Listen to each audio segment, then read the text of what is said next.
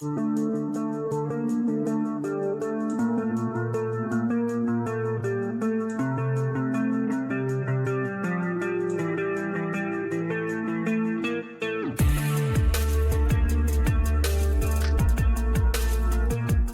d'élèves de Bac Pro Sapat aimeraient s'orienter vers le métier d'infirmière, que ce soit avec les enfants ou non. Quelles compétences doit-on acquérir pour exercer ce métier ? Pour en savoir plus, nous accueillons Laura Da Silva, infirmière aux urgences pédiatriques. Bonjour Laura.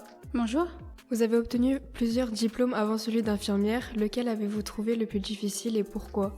J'ai trouvé mon diplôme Bac Pro service aux personnes le plus difficile parce que c'était mon premier diplôme réel. Donc c'était la maîtrise du stress, beaucoup de rigueur, de travail, de sérieux. Une fois qu'on a acquis cela, je pense que pour le diplôme d'infirmière, ça a roulé parce que j'avais déjà cette maîtrise-là.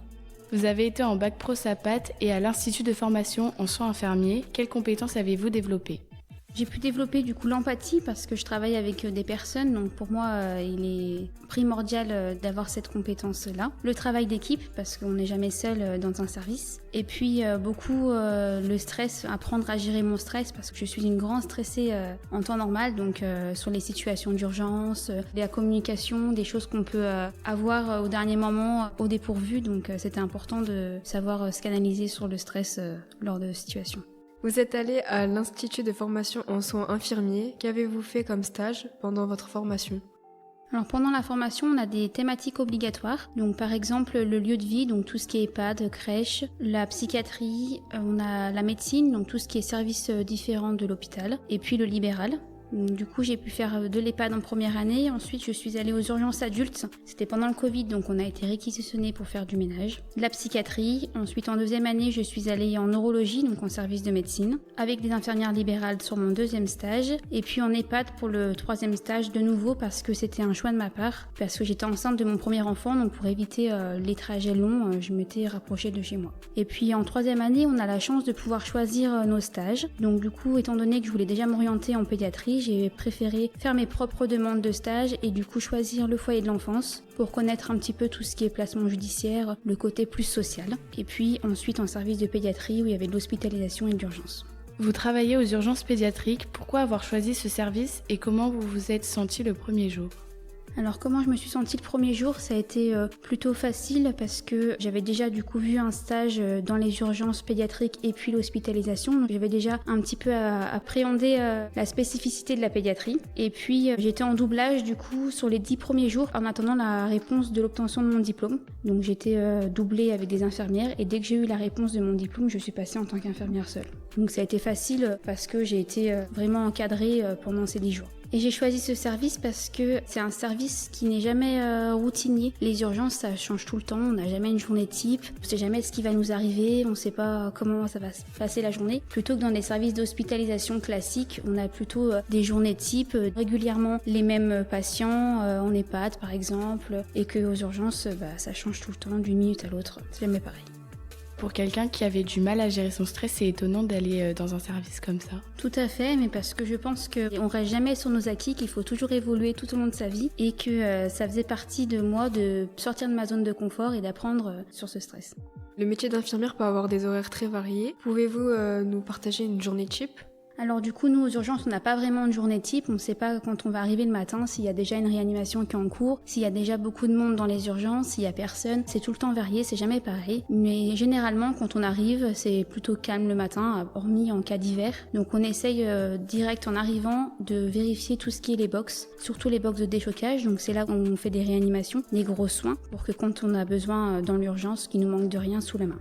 Et vous pouvez nous expliquer c'est quoi des box ? Ce qu'on appelle box, c'est des salles où on installe les enfants pour consulter, que les médecins consultent et que nous on fasse les soins derrière. Et les box du coup de déchocage, ils sont beaucoup plus grands que les box classiques avec tout le nécessaire pour la réanimation. Donc nous, vu qu'on est en pédiatrie, on a un âge varié de 0 à 18 ans. Donc on n'utilise pas le même matériel pour un enfant d'1 mois qu'un enfant de 15 ans. Donc on privilégie le box 1 pour les grands et le box 2 plus pour les nourrissons. Comme ça, le matériel est différent en fonction de la taille de l'enfant. On peut toujours faire l'inverse quand c'est dans l'urgence, mais du coup, on essaye de faire comme ça pour moins courir à droite à gauche et chercher le matériel pour aller plus vite.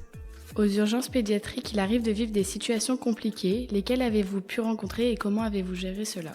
Alors j'ai rencontré plusieurs difficultés émotionnelles surtout sur les situations, mais ce qui me marque encore le plus pour moi c'est tout ce qui est placement judiciaire, la maltraitance, parce que je pars du principe que ce sont des actes volontaires de la part d'une personne plutôt qu'une maladie qui malheureusement est très dure à vivre pour l'entourage, même pour nous soignants, mais on ne peut pas aller en encontre de ça. Dans votre métier, vous êtes confronté à des personnes violentes. Comment réagissez-vous face à cela ?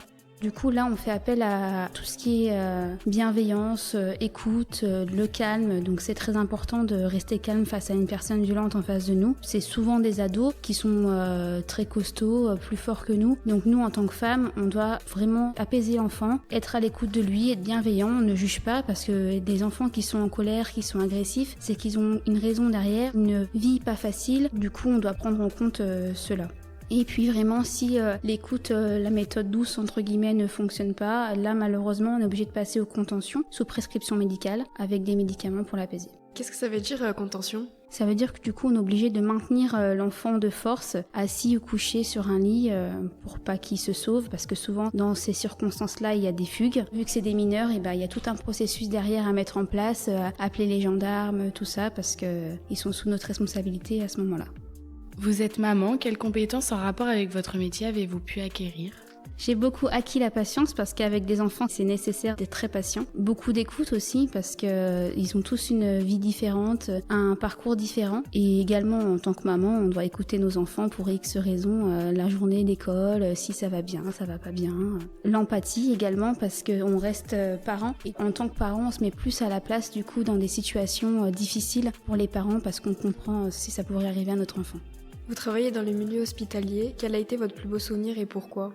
C'est tous les jours que je le vis quotidiennement au travail, c'est surtout se rendre utile. Et puis c'est très gratifiant quand les parents, la famille nous remercient, sont à l'écoute de nous. On voit vraiment qu'on a été très orienté pour les parents dans la communication, le réconfort lors de situations très difficiles. Et ça c'est vraiment un plaisir de le faire parce qu'on n'est pas toujours dans des situations graves de réanimation. Même dans des petites situations, on peut voir qu'on a aidé un parent à mieux comprendre son enfant ou à mieux l'orienter sur le sujet de sa pathologie. Vous avez une vie de famille, comment réussissez-vous à faire la part des choses entre le côté familial et le côté professionnel ?